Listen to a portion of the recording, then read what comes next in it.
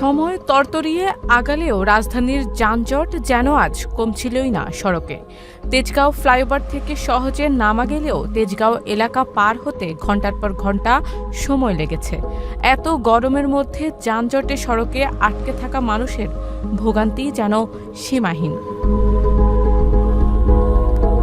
সাত রাস্তার মোড়ে সিগন্যালে আটকে থাকা অবস্থায় এক সিএনজি যাত্রী বলেন, এত যানজটের কারণ তো কিছুই জানি না, তবে ট্রাফিক পুলিশের উচিত এই সড়কে সমস্যা থাকলে তা নগরবাসীকে আগে থেকেই জানিয়ে দেওয়া। গত কয়েকদিন ধরে এই সড়কে যানজট সীমাহীন আকার ধারণ করেছে বলে অভিযোগ করেছেন চলাচলকারী যাত্রীরা। ট্রাফিক পুলিশের দাবি, ভূগর্ভস্থ বৈদ্যুতিক লাইনের কাজের কারণে রাস্তা কেটেছে Dhaka power distribution company limited. Moghbazar ফ্লাইওভারে উঠার মুখে ভূমি অফিসের সামনে থেকে এফডিসি মোড় পর্যন্ত সড়ক কাটা হয়েছে, যে কারণে গতি কমে গেছে সড়কে।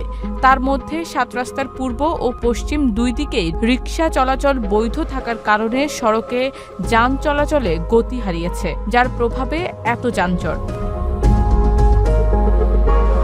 শারমিন নিশু, ঢাকা পোস্ট।